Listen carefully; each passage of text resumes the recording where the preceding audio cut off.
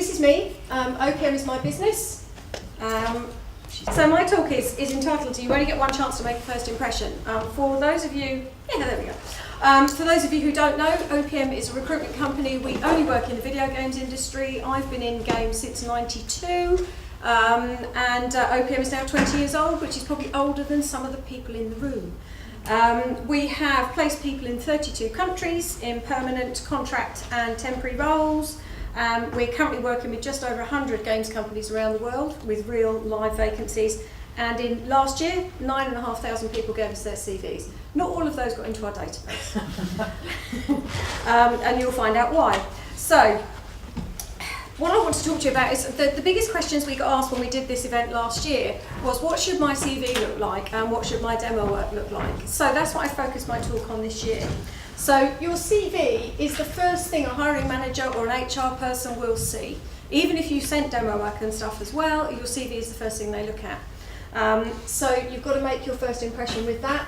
Sometimes we have to send CVs through portals, and so will you if you apply direct. And so sometimes your CV is the only thing they see in the initial stage. You need to stand out because there's going to be an awful lot of people and you've got to make sure you're the one they call in for interview. So that's why you need a good CV. What makes a good CV? First, it's easy to read. So there are some beautiful CVs that we receive in PDF format, but you can't actually find the details that you need to see. Some of the type can be too small, they can be too complicated to navigate. So make sure when that person on a Monday morning opens your CV as well as 49 others, that yours is the one they can actually read to the end and not the one they skip over because it's too long, it's too complicated. So make sure you put the stuff that counts at the top of your CV so they get to read it quickly. So who are you, where are you located, what your skills are, what you really think is important in the jobs that you are looking for. So make sure they see that first. If you bullet point your key information, firstly it will mean that you won't have a 27-page CV. Secondly, it means that you turn that point into a conversation piece. So when you're interviewed, you can embellish on that bullet point. They will ask you a question about it. So it gives it some punch, but it also just stops it from being too long. And I would also say that identify your achievements. We have a CV template on our website, and it says on there, you basically list the company you've worked at, or the experience you've had, or the university you've been at, what your title, your objectives were when you were there, what your responsibilities were, so how you were going to achieve those objectives, and then you finish each section with your achievements. Now, firstly, obviously, you want to remember what they are and tell people about the best bits, but it also means when you're being interviewed that you finish on a high point. So you finish on the bit you want them to remember. So that's how we identify that. It tells your story. When I interview people, and Declan and Mitch who are here will tell you, I interview from the bottom of the CV up, because where you are now is your current destination. How you got there is what I'm really interested in. Because from that journey, I'm going to be able to learn where you want to go next, what's going to be good for you, and if I can offer it, and obviously if we're recruiting on behalf of our clients, if they can offer it. So very important you tell your story. And it creates a good interview experience. As I said, with the bullet points, it will create a good interview experience. Make it interesting. I find some of the most interesting stuff in the most unlikely places, like volunteer work people have done, stuff they did in a job that they didn't actually think was important. So giving feedback on CVs is something we do a lot of. So yes, mistakes on CVs. 9,700 we received last year. We've missed a slide. There we go. No, we haven't. Okay, so, sorry. So CV mistakes, yes, too many pages. I did once receive a CV that was 12 pages long. The first page was just the person's face, and they had absolutely no experience in games. So being a long CV is fine if it's all relevant, but you do well to do 12 pages and have them all relevant. We also had somebody who had an argument with themselves about whether Lord of the Rings film or book was better for half a page of their CV. It was completely irrelevant. They weren't going for a job working on that project. We also had somebody with a picture of themselves on a go-kart halfway through their CV. It was half a page, no reference to go-karting whatsoever anywhere else in the CV. but just lengthen the CV, and obviously it was slightly irrelevant. So make sure that your key skills can be found, and make sure that they are relevant. Also put them into the jobs that you have done or the projects you have worked as. As students, you might not have too many jobs. But if you've been working on a project, then be very clear on what skills you used when, what level of experience that you actually had. We'll go on to your demo work later on.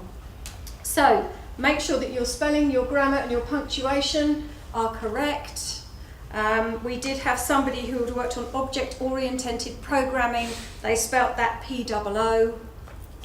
Move on. I'm sure they didn't actually do poo programming. I'm sure it was very good. So do check your spelling. And make sure that your layout is correct, so you don't have, part of a job on one page and one line on the next page. Make sure it's an easy to read format. If you screw your eyes up and put your eyes out of focus and it still looks good, your formatting's good. It's really simple. It's not anything, it's not rocket science. You just need to think it through. Wrong contact details. Imagine they want to offer you the job and they can't reach you on the phone.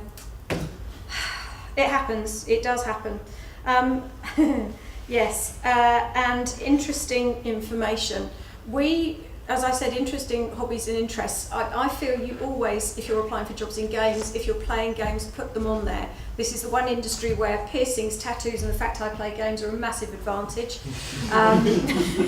We've just actually, in fact, at lunchtime I offered somebody a job and she's accepted. And part of the reason that we offered her the job is because she got very hot in the interview but would not take off her jacket because she didn't know, and I clocked her tattoo just inside her sleeve.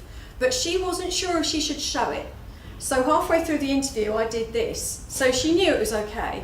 And we interviewed her and I offered her the job partly because there's definitely an inner geek in her. And I told her this. I said, we believe that we can bring out your inner geek and it will be to both of our advantage. And she totally got that.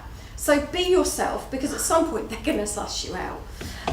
So yes, be yourself, but not too much yourself. Interesting hobbies and interests. I have a list. Many years ago, I requested an interview with a programmer who told me his hobbies included satanic worship and biting the heads off rats. Bearing in mind I'm a born-again Christian, I had to meet this man. And it turned out they weren't his hobbies at all, which I have to say I was a little disappointed about. He just wanted to know if we'd read them. We read them. We had somebody who declared his sperm count. Bravo. We had somebody who said that seal clubbing was also one of their hobbies. So, yeah. We also had somebody who had a whole page of their hobbies and went into great detail about the books that they read and why, and it just went on and on and on. So, had it been a biography, it would have been awesome. But as just a hobbies and interests, bullet point would have been a good idea for that one. Yeah, so make it unusual, be memorable, but not for the wrong reasons. Okay, we'll move on. Okay, so portfolio. Move on to portfolio, which is a lot of what we do is looking at people's portfolios and wanting to know, at this stage, a lot of you won't actually know what you don't know. And it's kind of our job partly to help you learn that. How do I even apply for a job? What do I have to show them? I haven't got a clue. You can't know what you don't know. So your portfolio will show that you can actually do the job. Nobody's going to give you a job on a promise that you think you might be able to. So if you're going to apply for a job that does a certain kind of artwork or a certain kind of code, you're going to need to give an example of that. I won't cover design because I know that that's already been covered by Mel from BAFTA. So we'll focus on art, animation and programming. So it also backs up what's on your CV. So if you've put on your CV that you have a workable demo, that you have a little game that you've done with your group at college, that you've actually set up a little development company, which a lot of students are doing now, make sure you've got a demo on there. So it backs up what you've actually said about yourself.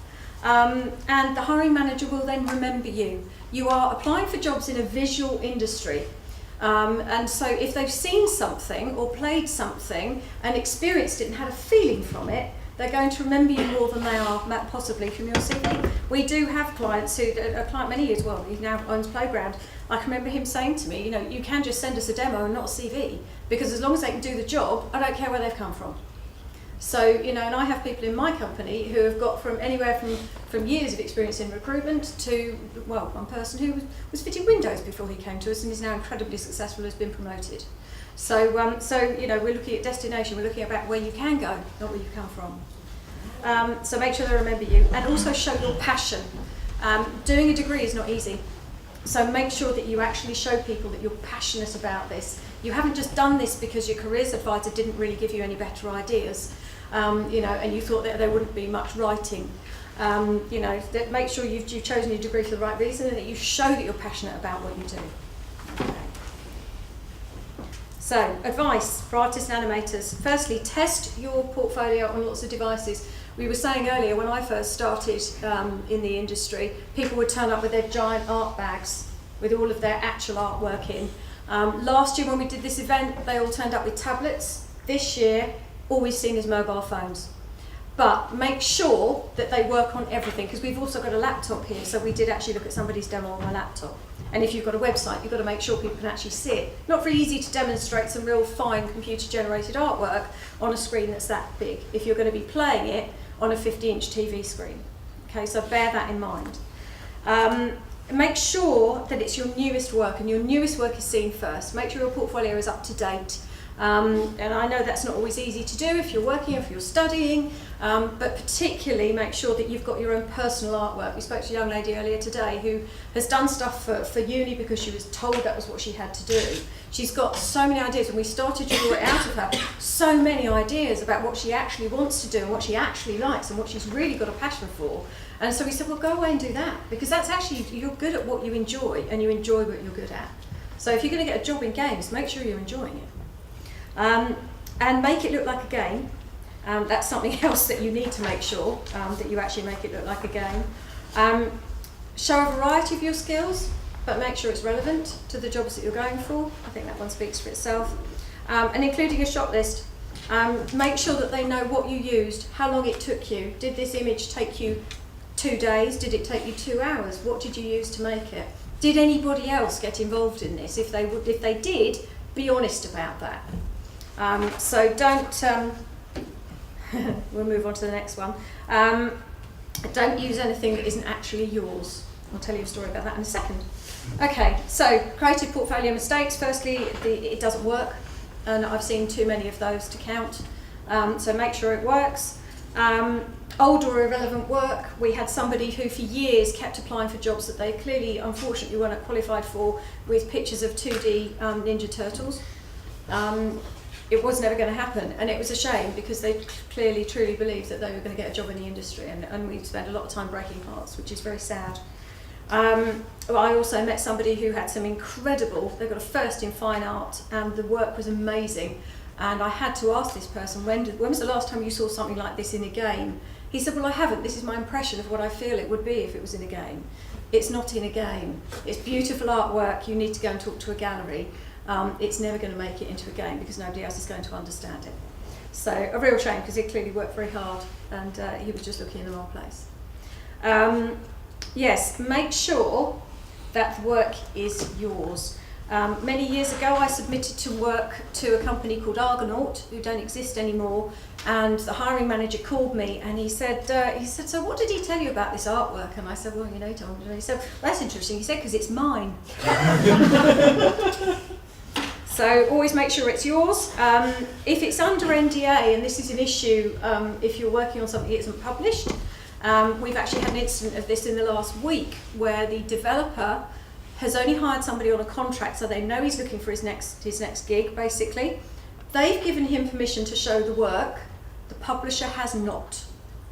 Now, a few moons ago, we got a letter from a Scottish company saying, so-and-so, we believe is on your books. We can't be sure because we're not going to ask him because we've had to fire him.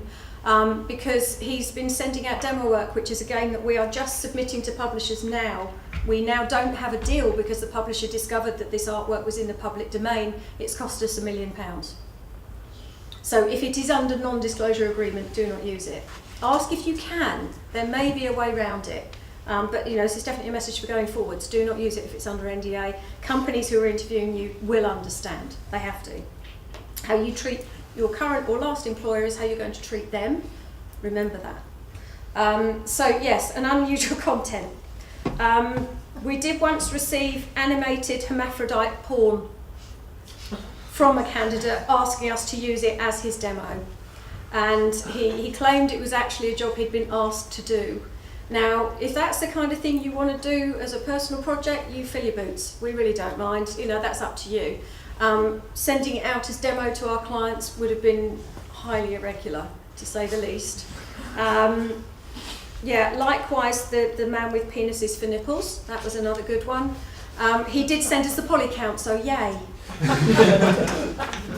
We didn't use that demo. What extent do you go for? Because actually, I got a student at the moment, and she's working on a avatar design, and everything is just about this character with a gag, with a gas mask, and with all that kind of kink that I believe she's into. So, not really. but again, it's something that say you like it, but until what extent you can actually just say. I think, would you send it to your mother? No, that's probably a bad analogy. I think if it's all she's got, I think you have to say, you know, if these are personal projects, then it's okay to say they're personal projects, you know, but there is a line. There is also a market, don't forget. So there is a big market for animated porn. If you're going to send it to Disney, I'd suggest you do something else. If you're going to send it to a company that has adult content, absolutely fine. If it's showing us how good your artwork is, we can certainly look at it and review it, but then we would have to choose whether we send it out or not. Yeah.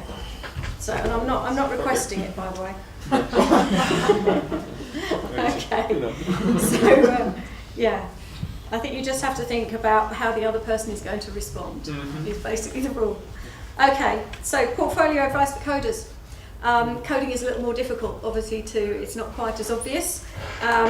So include it.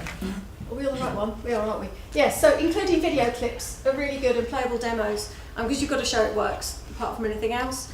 A well thought out GitHub. I don't know how many people here have GitHub. It's a great place for people to go and see what you're doing. Don't just send your uni work. Again, I think the same rules apply here. If you're not doing something as a hobby as well, or you're not taking your uni work and doing something else with it, then maybe think about doing that. You know, companies like to see that you've kind of gone the extra mile. And explain your work, again, including non-game stuff. Sorry, I skipped that one. If you do have non-game stuff, but it's really clever tech, still use it, because it does show your thought process. And moving on with that, explain your work, send your source code. You don't have to send it to us, but certainly companies frequently request source code from us so they can actually see your workings. And it's how you think your way through it. It might be different to how they would think their way through it. You might get to the same result, but they might go that way and you go this way, and actually the combination of those two methods might be exactly what they're looking for. So don't be afraid of being really honest about how you actually work it out, and make sure that you include it. Okay, so mistakes that happen. Files don't work, or they give your host a bug. Please make sure you don't ever do that. It doesn't happen very often these days, but we have had a couple of catastrophic events in the past where people have put bugs onto clients' computer systems. It's not a good idea. You don't often get a job from it. Or haven't shown workings, so again they can't understand how you got to where you were, and you can't also prove that it's your work. So so make sure that you do explain it. And haven't shown everything you can do. We actually spoke to a young man today who is an absolute classic example of this, who is clearly incredibly intelligent, hilarious to talk to. He ended up being interviewed by 3 of us, but telling us he was no good at interviews. He's in the room, and I'm not going to look at him. But he actually admitted that he's really not good at selling himself, and he's really not good. And you're not going to be, because you're not going to have had any practice. And even if you've been in the industry for 10, 20 years, you still might not have any practice. Always remember that you are there because they've invited you in. They want you to be successful. They've seen your CV, they've seen your demo, and they want to meet you and see if actually you're the person for them. So remember, they want you to be successful when you're in there. I think some people, certainly this person, had a pretty I think formal interview is the way I'd put it, which may not necessarily have brought out the best in that person. Not all people are like that. Every company's different, and a lot about going and getting a job is matching your culture and who you are, like me hiring my inner geek person who happened to have tattoo on the same arm. There's nothing to do it, she can actually do the job. But you've got to match that, and something we've certainly talked about is making sure you go to a company where they're working on something that is going to press your buttons, that's going to want you to get up in the morning. And if you're not a big sports fan, you don't want to go and want to work on a football game for 2 years. So make sure you're true to yourself there, and make sure also that your work is up to date. People can go and have a look at GitHub and obviously look at your log. If there's nothing in it, you haven't been in there for 6 months, and they're going to wonder if you really want this job, if it's really important to you. Okay, so make sure it's all up to date. Okay, interview preparation. Research the company. We have currently been interviewing ourselves internally at OPM, so we've got our own stories on this as well as the ones for clients. Even just last week, we interviewed a lady on the phone with whom we'd booked the telephone interview. When my senior took a good half an hour out of his day to speak to this person, she said, oh, who are you again? I've applied for 3 different jobs in the same day. I just can't quite remember which one you are. Not flattering. And bearing in mind she's in recruitment, pretty awful. And you could hear that she was on the phone on our website while she was trying to talk to him. That was shocking. Likewise, it can happen to anybody, but we could, that was a really bad start. So if you're going to be interviewed by somebody, make sure you know who you're talking to, and that what they actually do, their history, their location. Make sure that you actually know who you're talking to and what they're talking about. Think of your own achievements. So where you think you're strong and the things you are proud of. And if you don't know that, then maybe ask your friends, ask your family, ask your peers, ask your tutors.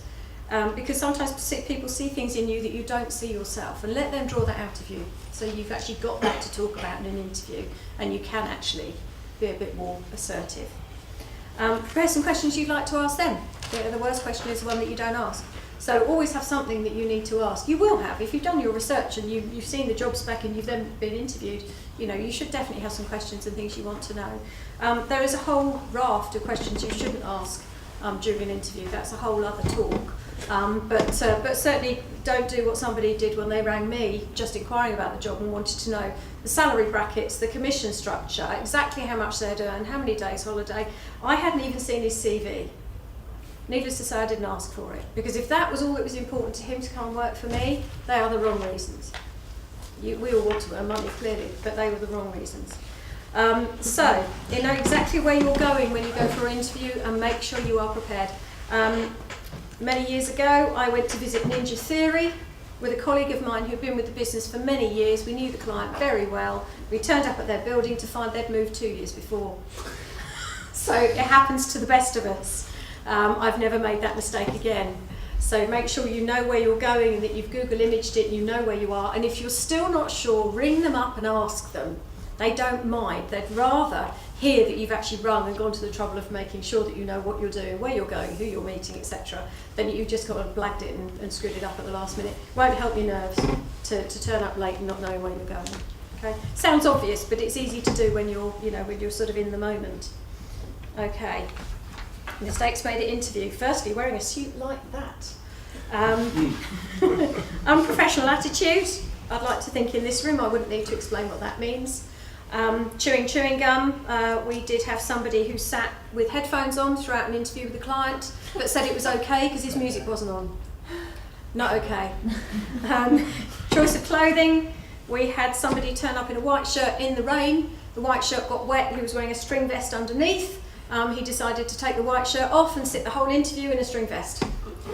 Not acceptable. Good job it wasn't a girl. So just where there's more on this obviously, but it is one of the most popular questions that we get asked is, what should I wear? And we used to be told that if somebody turns up in a suit, they're either a lawyer, a student, or a recruitment consultant.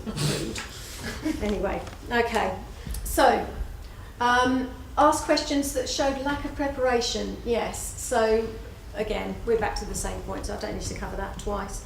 Overconfidence or arrogance. Now, I haven't seen a lot of that today, but I certainly have seen it in the interview room. And we've certainly heard it from our clients. We did have somebody, I did actually interview somebody by Skype once. He was in the States and he spent the whole of the interview, bearing in mind I'm going to represent him, he was CEO level, he was looking for jobs at around 250 grand a year.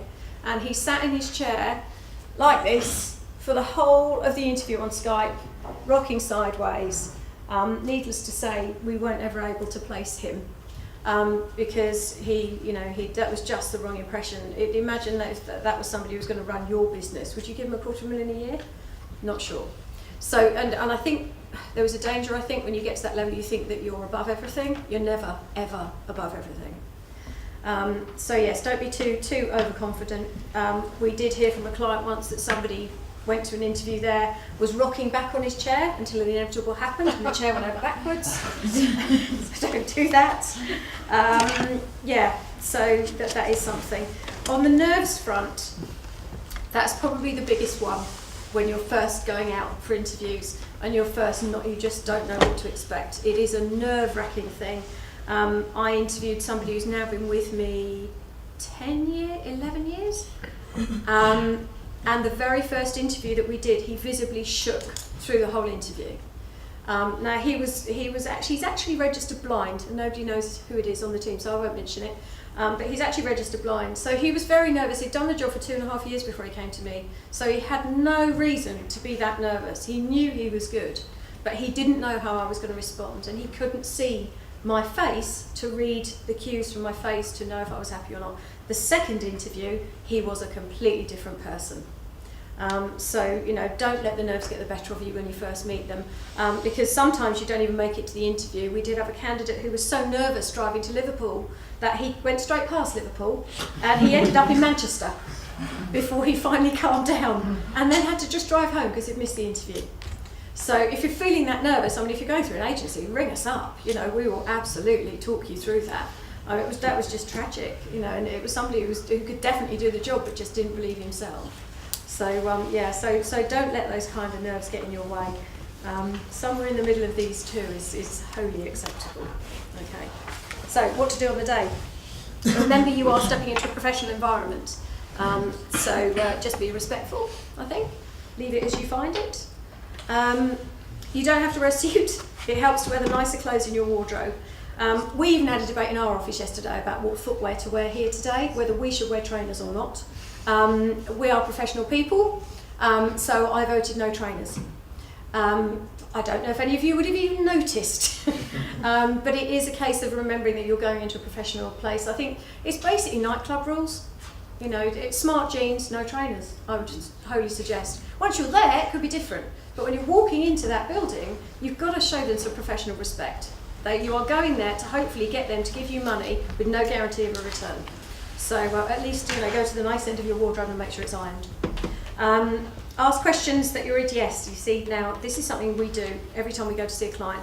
Ask the questions that get your interviewer to talk about themselves. Not right at the beginning, and don't make it anything personal. That's also a massive faux pas.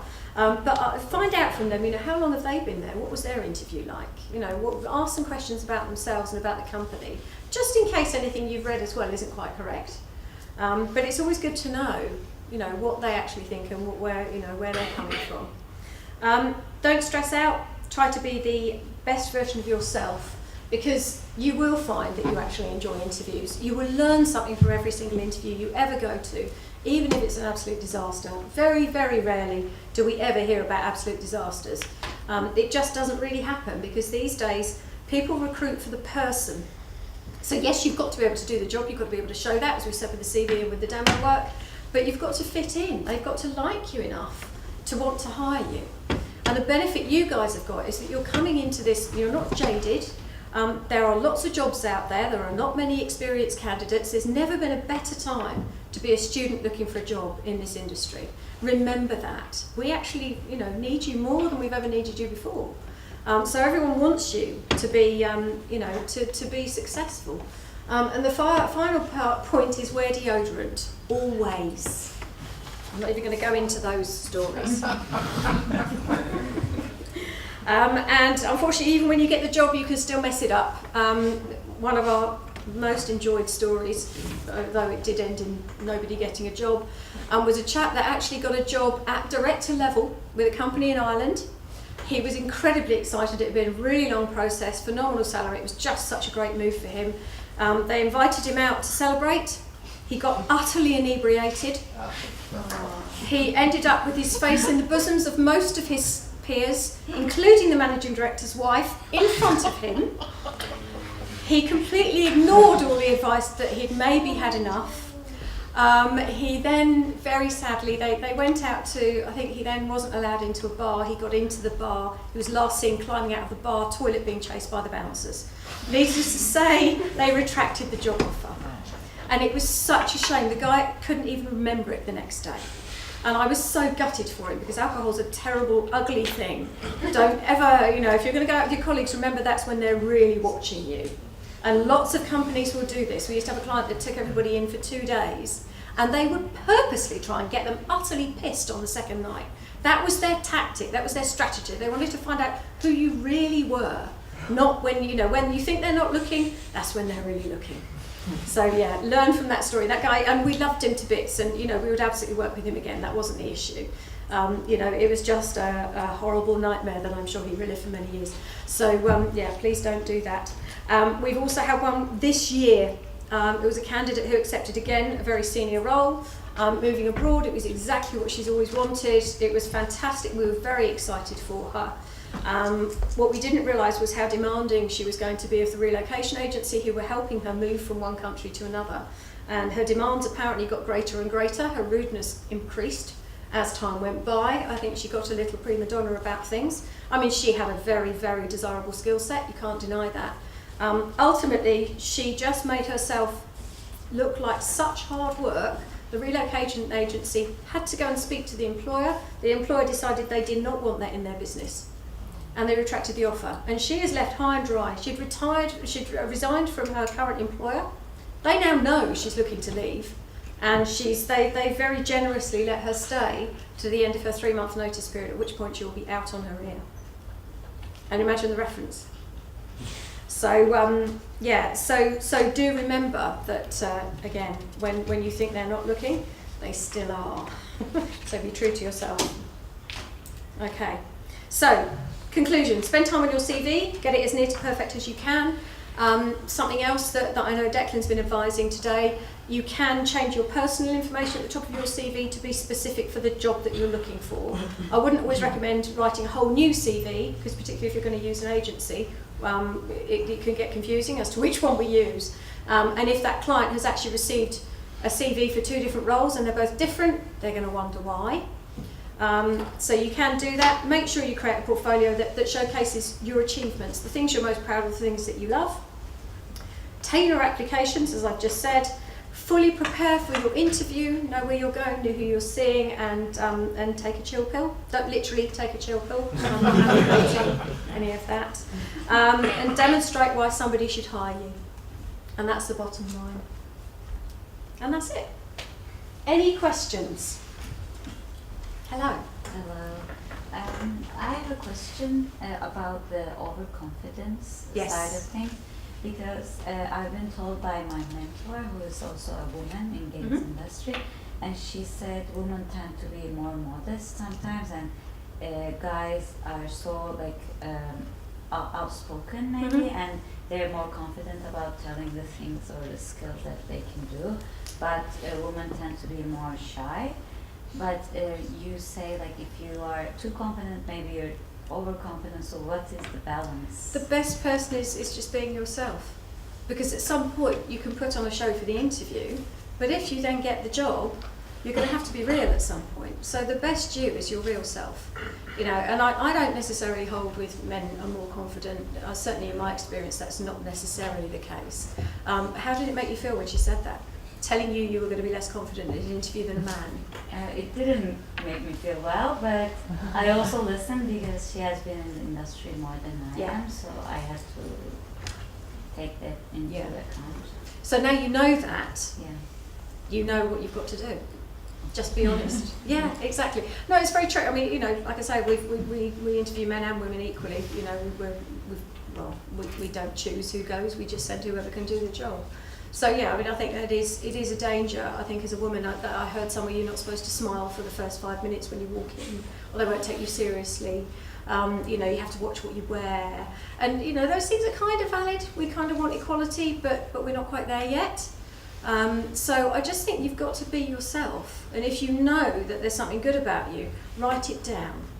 So rather than feeling like you've got to say, and I am this and I am wonderful, let them ask you about it.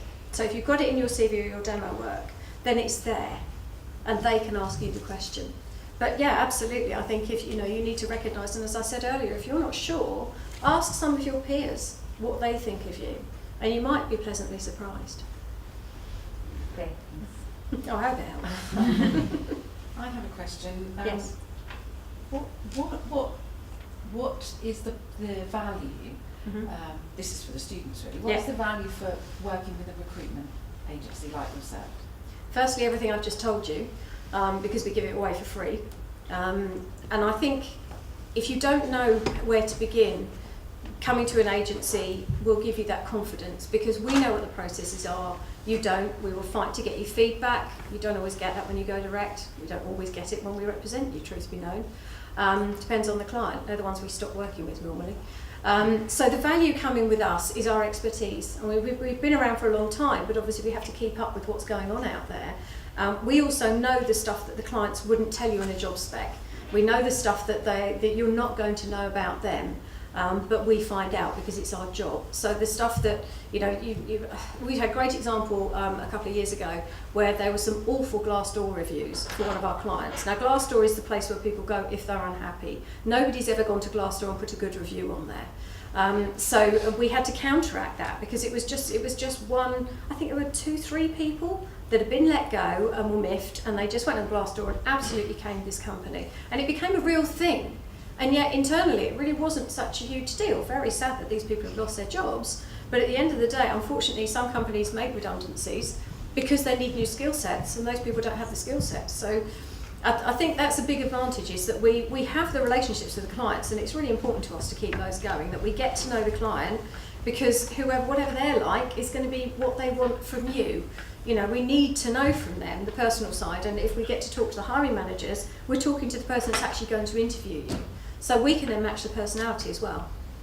But we also tend to know what's coming up in their future, which they absolutely won't put in the public domain.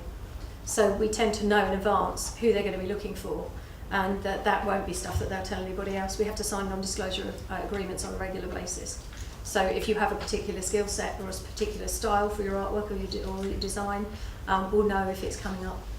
And we can give you a realistic idea of what chance you've got of getting a job. We only actually register 33% of all the CVs that come into our inbox. And that's simply because not everybody can do the job. But also our clients have to pay us money if we place somebody. It's free to you guys, it's illegal to charge you. But if we place somebody with them, they have to give us money. So we have to only send them the people that absolutely match the job spec and can absolutely do the job. So that's the advantage.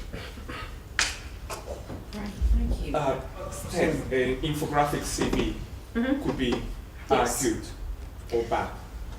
I like a page with credits on it. You're talking about just information as in... Yes, it's more like an infographic. For example, it's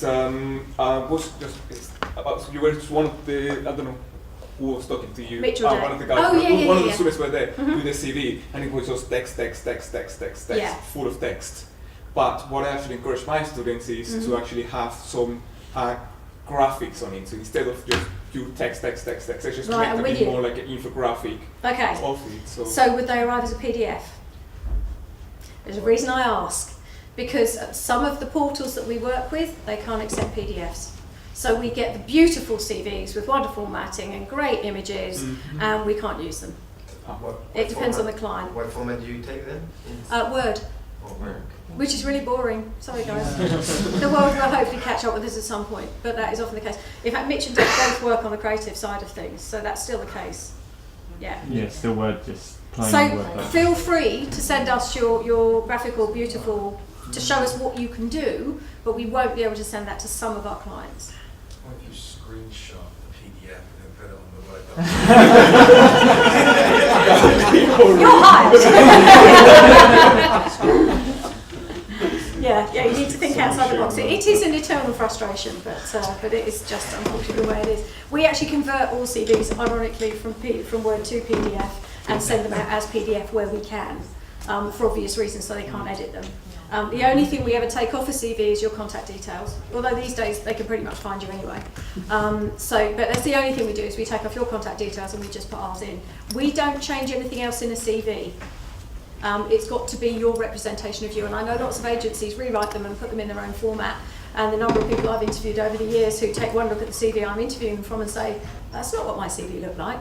So take an original copy of your CV when you go for an interview, because it may not be. Through us it will be, because like I say, all we do is change the contact details. But certainly take an original copy, so you've got something to give them as you walk in, and double check that it's what they've actually received. Hello? Can we use links in our, like links to? Yes. Yeah. Because a few years ago it was like I know. something like horrible. The day I had to agree that we sent those out was a sad day for me. I used to be incredibly protective of anybody being approached direct. I've had to get with the programme really and catch up and allow it, because it can be found anyway. The first thing they're going to ask when they see a CV is, where's the demo? And if you've got a website out there and it happens to have your CV and your phone number on, well, of course it's going to have your website, your CV and your phone number on it. So we just have to work on a basis of trust with our clients.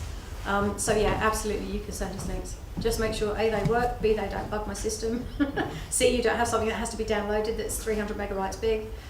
So yeah, you can absolutely use links. We don't remove, I think we take them off the first CV. Depends what they are. Tend to leave the links on. Links to portfolios are good, you know. Yeah. Like you say, a good portfolio sometimes is as good as a CV. Yeah. Yeah, I remember portfolios. I don't necessarily remember words anymore. I've just got, and then we'll move on, but I've just got one last question for you. Mm-hmm. When I was leading at Norwich University of the Arts, when I was running the programme there, I did some work with the Sony, or Guerrilla Games in Cambridge, and they provided me with art tests that they give to people coming in. And one of the reasons that I did that, because I knew that as sometimes, as part of an interview process, you would get given an art test. So we had an art test brief that was with industry. I mean, Sony was just one of the companies that we work with. Is that still quite common to be given those tests? Yeah, it is. Yeah. And they vary, anything from a few hours to a whole week. And the coding side as well. Yes, that's right. Yeah, They so it's both very common. We did have one client who would only judge you on the test, and the test was so hard everybody was failing it. And I think we then found out internally nobody in there but one person who wrote the test could actually pass their own test. So they changed it. Yeah. They But changed it's it. But yes, something it's still to common. prepare for, isn't it? Because if It's you difficult. didn't know you were going to get it, I don't mean that you Time-wise. prepare each interview, but to know in the back of your mind that you might be given a test, and to think about how you would approach that, and like you said, not panic and not get nervous, and you know, think about how you can do the best that you can. Absolutely, and you can always ask questions. You know, it's not just a case of here's the test, get on with it. You know, you can communicate, you can ask more questions. But certainly I know that it can be an issue for people who are working, who suddenly get a test. There was one client, I think the test lasted 3 weeks or something, and somebody was going to have to take a week off work to do it. And that's just completely bloody unreasonable. Yes. Why would you expect that? So, you know, pay them a casual rate for that, if you don't mind. And explain to their employer where they are for the week.